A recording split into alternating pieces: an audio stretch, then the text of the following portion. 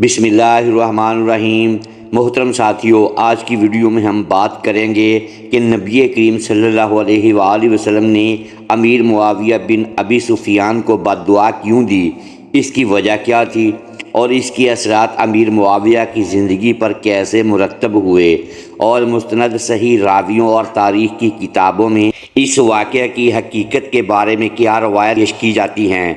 صحیح مسلم 6628 میں امام مسلم بیان کرتے ہیں کہ حضرت ابن عباس رضی اللہ تعالی عنہ فرماتے ہیں کہ کہا میں لڑکوں کے ساتھ کھیل رہا تھا کہ اچانک رسول اللہ صلی اللہ علیہ وآلہ وسلم تشریف لے آئے۔ میں دروازے کے پیچھے چھپ گیا۔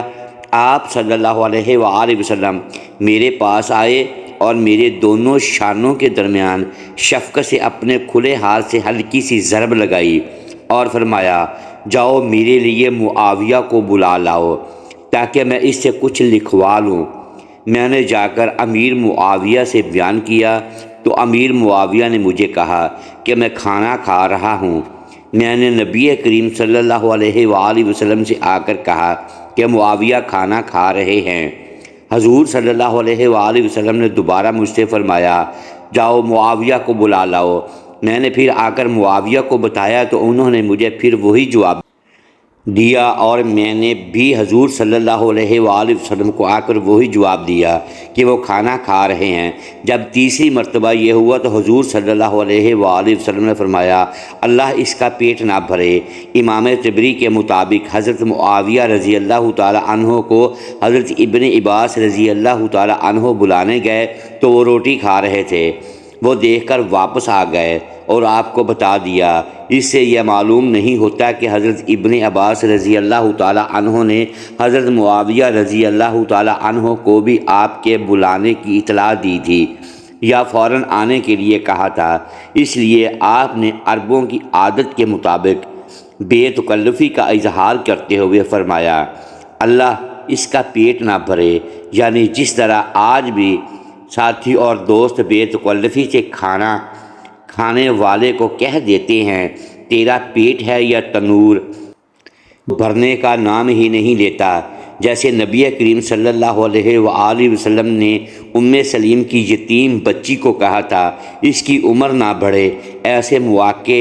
پر محض پیار و محبت اور بے تکلفی کا اظہار ہوتا ہے، بد دعا مقصود نہیں ہوتی۔ اس لیے امام مسلم اس کو ان حدیثوں میں لائے ہیں جن میں بتایا گیا ہے کہ نبی کریم صلی اللہ علیہ وآلہ وسلم نے ارشاد فرمایا، اے میرے اللہ، میں بھی انسان ہوں، اگر میں اپنے کسی امتی کے خلاف ایسی دعا کروں جس کا وہ مستحق نہ ہو تو اس کو اس کے لیے اجر و ثواب، رحمت اور تقرب کا باعث بنا۔ اس طرح یہ الفاظ ان کے حق میں دعا بن گئے۔ اس حدیث کے حوالے سے اہل علم نے متعدد جوابات دیے ہیں۔ دور مثال علامہ ابن الحجر الحاسمی رحمۃ اللہ علیہ کے بیان کردہ 5 جوابات پیش خدمت ہے۔ وہ اس حدیث کے بارے لکھتے ہیں کہ اس حدیث سے سیدنا معاویہ پر کوئی نقص وارد نہیں ہوتا، کیونکہ نمبر 1، اس حدیث میں سیدنا عبداللہ بن عباس رضی اللہ تعالی عنہ کے بارے میں یہ ذکر نہیں کہ انہوں نے سیدنا امیر معاویہ رضی اللہ تعالی عنہ تک نبی کریم صلی اللہ علیہ وآلہ وسلم کا پیغام پہنچا دیا ہو کہ آپ کو نبی کریم صلی اللہ علیہ وآلہ وسلم بلا رہے ہیں اور انہوں نے آنے میں دیر کر دی ہو، بلکہ احتمال تو یہ ہے کہ سیدنا ابن عباس رضی اللہ تعالی عنہ نے ان کو کھانا تناول کرتے دیکھ کر نبی کریم صلی اللہ علیہ وآلہ وسلم کا پیغام نہ دے سکے اور شرم محسوس کرتے ہوئے واپس چلے گئے اور نبی کریم صلی اللہ علیہ وآلہ وسلم کو جا کر عرض کر دیا کہ وہ کھانا تناول فرما رہے ہیں، اور اسی طرح دوسری مرتبہ بھی ہوا۔ لہٰذا اس صورت میں اس بد دعا کا باعث سیدنا معاویہ کا زیادہ دیر تک کھانا ہوگا۔ مزید اس بد دعا میں کوئی دینی نقصان تو ہے ہی نہیں، کیونکہ یہ بد دعا صرف کثرت کھانے کی ہے اور اس سے صرف یہ معلوم ہوتا ہے کہ دنیا میں اس کو مشقت و تعاب ہوگا، نہ کہ آخرت میں، اور جو چیز آخروی طور پر نقصان کا باعث نہ ہو وہ کمال کے منافی نہیں ہو سکتی۔ نمبر 2،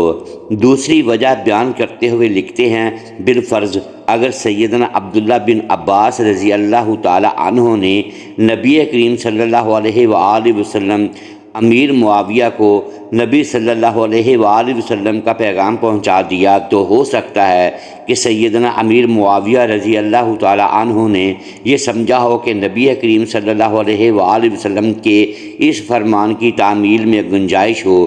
اور فوراً اس کی تعمیل مقصود نہیں بلکہ کھانا مکمل کرنے کی گنجائش ہو۔ یہاں یہ سوال پیدا ہوتا ہے کہ اگر نبی کریم صلی اللہ علیہ وآلہ وسلم کسی چیز کا حکم دیں تو فوراً ہی کرنا ہوتا،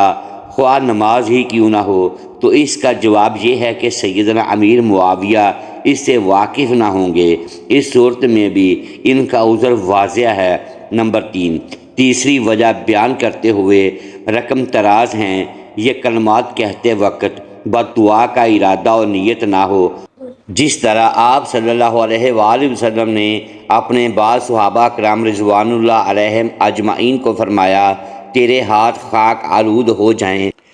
یا بعض امہات المومنین رضی اللہ تعالی عنہما کو فرمایا پاؤں کٹی ہوئی سر منڈی ہوئی، اور اس طرح کے الفاظ اہل عرب کی زبان سے بطور عادت نکل جاتے تھے۔ ان کا مقصد اس کا ظاہری معانی نہیں ہوتا۔ نمبر 4، چوتھی وجہ بیان کرتے ہوئے فرماتے ہیں امام مسلم نے خود اپنی صحیح میں اس بات کو بیان کر دیا ہے کہ سیدنا امیر معاویہ رضی اللہ تعالی عنہ اس بد دعا کے مستحق نہ تھے، کیونکہ وہ اس حدیث کو عنوان کے تحت لائے ہیں۔ وہ لوگ جن کو نبی اکرم صلی اللہ علیہ وآلہ وسلم نے برا کہا یا ان کو بد دعا دی حالانکہ وہ اس کے مستحق نہ تھے، تو یہ ان کے لیے پاکی، اجر اور رحمت کا سبب ہوگی۔ امام مسلم رحمۃ اللہ کا اشارہ بالکل واضح ہے، کیونکہ اس میں یہ احتمالات ہیں کہ ممکن ہے کہ سیدنا امیر معاویہ رضی اللہ تعالی عنہ کو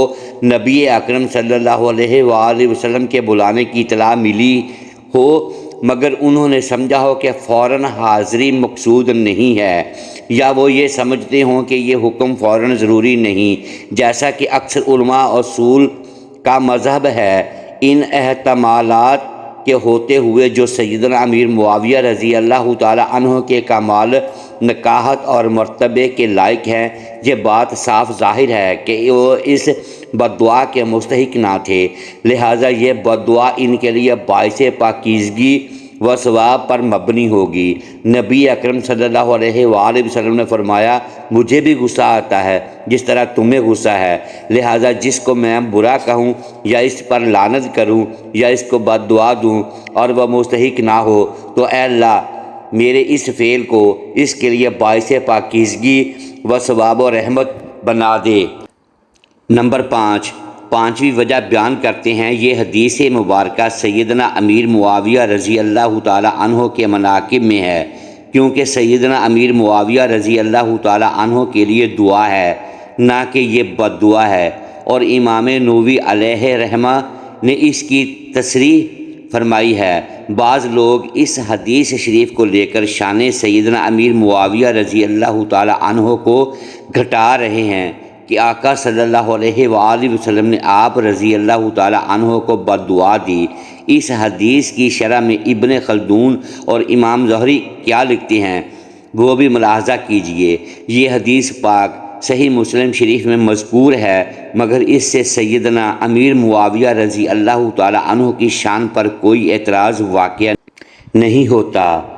اولاً تو اہل عرب میں اس طرح کے کلمات رائج ہیں، مثلاً تیری ناک خاک آلود ہو، تیری ماں تجھ پر روئے وغیرہ۔ ان سے مقصود بد دعا نہیں بلکہ محبت کا اظہار ہوتا ہے۔ بظاہر بد دعا نظر آنے والے یہ کلمات حقیقت میں ان کے لیے دعا تھے کہ احادیث طیبہ میں ہے کہ نبی کریم صلی اللہ علیہ وآلہ وسلم نے دعا مانگی ہے کہ اے اللہ میں ایک بشر ہوں، تو میں جس مسلمان پر لعنت کروں یا برا کہوں اور وہ اس کا اہل نہ ہو تو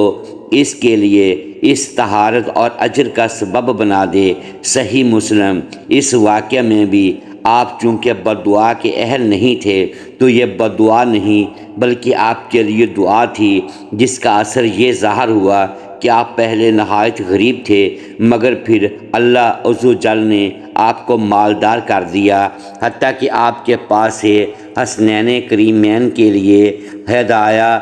یعنی تحائف جایا کرتے تھے۔ لہٰذا اس حدیث سے آپ کی شان و عظمت ظاہر ہوتی ہے، آپ پر کوئی اعتراض وارد نہیں ہوتا۔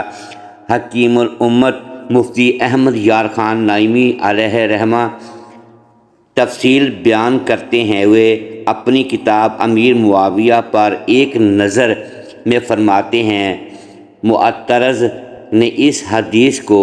سمجھنے میں غلطی کی، کم از کم یہی سمجھ لیا ہوتا کہ جو اخلاق مجسم صلی اللہ علیہ وآلہ وسلم گالیاں دینے والوں، پتھر مارنے والوں کو بھی بد دعا نہیں دیتے، وہ محبوب رحمۃ للعالمین صلی اللہ علیہ وآلہ وسلم اس موقع پر امیر معاویہ کو بلا قصور کیوں بد دعا دیتے؟ کھانا دیر تک کھانا نہ شرعی جرم ہے نہ قانونی۔ پھر سیدنا ابن عباس نے امیر معاویہ سے یہ کہا بھی نہیں کہ آپ کو سرکار بلا رہے ہیں، صرف دیکھ کر خاموش واپس آئے اور حضور سے یہ واقعہ عرض کر دیا۔ پھر امیر معاویہ کا یہ قصور نہ خطا اور حضور یہ بد دعا دیں یہ ناممکن ہے، اتنا غور کر لینے سے ہی اعتراض کرنے کی جرت نہ ہوتی۔ عرب میں اس قسم کے الفاظ پیار و محبت کے موقع پر بولے جاتے ہیں، ان سے بد دعا مقصود نہیں ہوتی، اور اگر مان بھی لیا جائے کہ حضور صلی اللہ علیہ وآلہ وسلم نے امیر معاویہ کو بد دعا دی تو بھی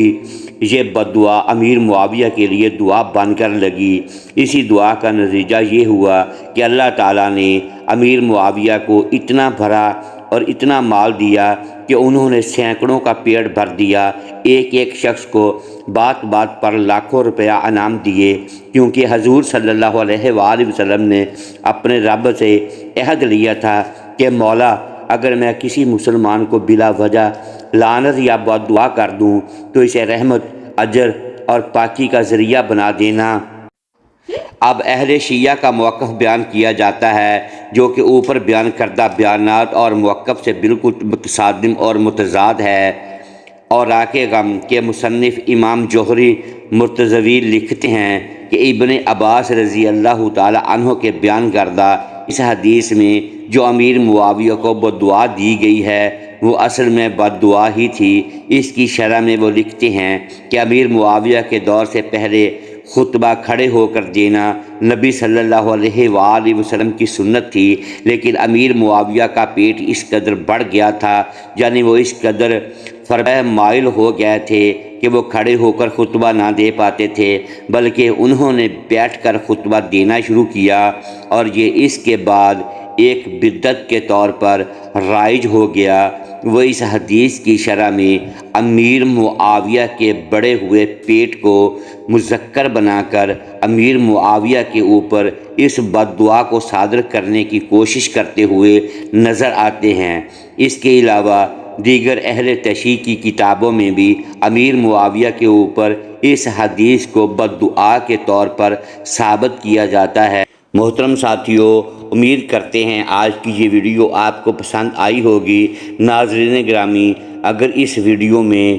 دیدہ دانستہ یا دانستہ الفاظ کی ادائیگی درست نہیں کر پائے تو ہم آپ سے معذرت خواہ ہیں اور اللہ کے حضور معافی کے طلبگار ہیں۔ پیارے دوستو، ویڈیو کو لائک اور اپنے اس چینل کو سبسکرائب ضرور کیجیے اور بیل آئیکن ضرور پریس کر دیں تاکہ ہماری حوصلہ افزائی ہوتی رہے۔ شکریہ، اللہ حافظ۔